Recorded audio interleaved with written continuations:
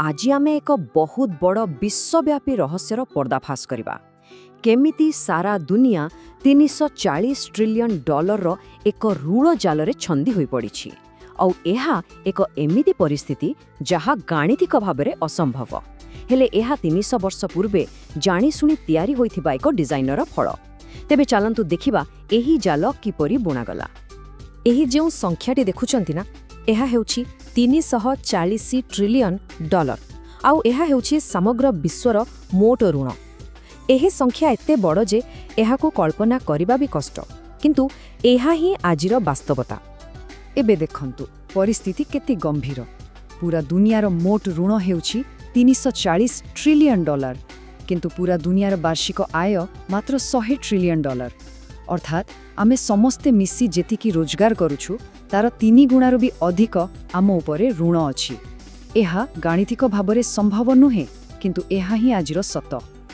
आउ जानिछंती एही समस्या केवल कोनोसी गोटिए कि दुईटी देशर नुहे दुनियार प्रत्येक देश प्रत्येक देश ऋणरे बुड़ी रहिछंती कोनोसी गोटिए देश मध्य एथिरो बाद पड़ी नाही। जदि आमे बड़ बड़ देश कथा देखिबा अमेरिकार ऋण हेउछि 38 ट्रिलियन डॉलर चीन रो 13 ट्रिलियन डॉलर जापान रो 9 ट्रिलियन आउ आम भारत रो ऋण 17 ट्रिलियन डॉलर रु भी अधिक एपरिकी रूस उपरे मध्य 450 बिलियन डॉलर ऋण अछि। तेणु एही समस्या सबुठी अछि। तेबे एठारे गोटिए मूल प्रश्न उठुछि जदि प्रत्येक देश ऋणरे अछि तेबे एते टंका ऋण देला किए? जदि समस्ते ऋण करिछंती तेबे काहाठारु ऋण निया जाइछि? कोन मंगल ग्रहरु केही टंका पठेइथिले किछि एलियन आसी देइगले कि? ए प्रश्न सुनिबाकू मजा लागु थाइ पारे किंतु एहारा उत्तर आहुरी आश्चर्यजनक। सत कथा हेउछि ए टंका कोनोसी ठारु ऋण करा जाय नाही एहाकू शून्यरु तयारी करा जाइछि। हां ठीक सुनिले किछि न थाई टंका तयारी होइछि किंतु एहा केमिति संभव? एहा बुझिबा पाई आमकू 300 वर्ष पछकू जीवाकू पड़िबो। ए व्यवस्था किछि रातिको भितरे तयारी होइनी एहाकू धीरे धीरे किछि लोक मिसी तयारी करिछंती आउ एहा किछि गुप्त कथा नुहे एहा प्रकृत इतिहास जहा सरकारी कागज पत्र रे लेखा होई रहिछि। तेबे चलंतु प्रथमे 1694 पूर्वर दुनिया केमिति थिला ताहा बुझिबा। सेतेबेले ऋण दियानियार तरीका आजिठू पूरा अलगा थिला। सेतेबेले तो देश नथिला थिले राजा आउ राजा मानंको युद्ध करिबा बड़ बड़ दुर्ग तयारी करिबा बा सैन्य मानंको दरमा देबा पई टंका दरकार पडुथिला। तेबी सेमाने कोनोसी धनी व्यापारींक ठारू टंका धार नेउथिले आउ सुध सहित फेराइबाकू कथा देउथिले। हेले अधिकांश समय रे राजा कहि देउथिले भाई मो पाखरे टंका नाही मु देई पारिबिनी। बस व्यापारीर टंका गला पानी रे।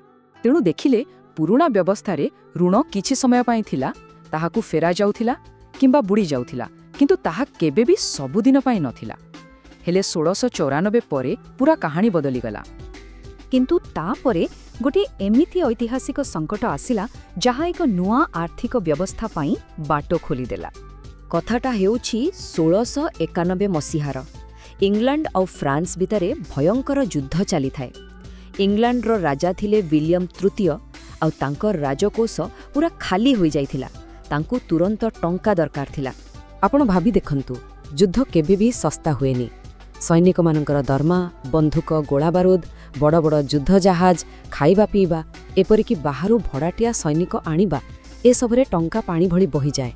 राजांको पाखरे टंका नथिला आउ सबुठारु बड़ समस्या थिला केही भी राजांकू आउ धार देबाकू राजी नथिले काहेकि ना इंग्लैंड आगुरु थरे टंका नै फेराई नथिला। तेणु ऋण देउथिबा लोकंकर विश्वास पूरापूरी भांगी जाइथिला। हेले ठीक एही निराशा भितरे जणे लोको गोटे एमिति प्रस्ताव नहीं आसिले जहा इतिहास रो मोड़ बदलाई देला। से लोकर ना थिला विलियम पैटरसन जणे स्कॉटिश व्यापारी।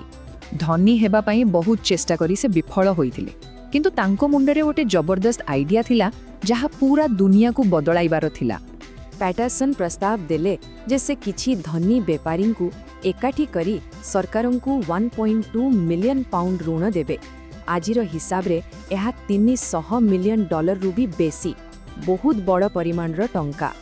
आउ एठी थिला पैटरसन करो असल खेळ।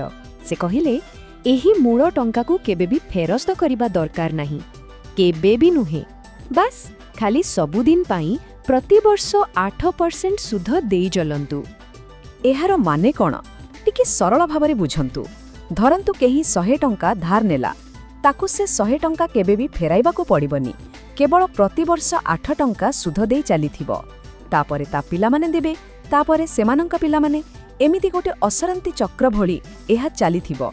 କିନ୍ତୁ ଏଠି ପ୍ରଶ୍ନ ଉଠୁଛି, କେଉଁ ବେପାରୀ ବା ଏମିତି ଗୋଟେ ଡିଲ୍ରେ ରାଜି ହେବ ଯୋଉଥିରେ ତାର ମୂଳ ଟଙ୍କା ହିଁ କେବେ ଫେରିବନି? ଏହି ପ୍ରଶ୍ନର ଉତ୍ତରରେ ହିଁ ପ୍ୟାଟରସନଙ୍କର ପ୍ରକୃତ ଯୋଜନା ଲୁଚି ରହିଛି, ଯାହା ଆମେ ପରବର୍ତ୍ତୀ ବିଶ୍ଳେଷଣରେ ଦେଖିବା।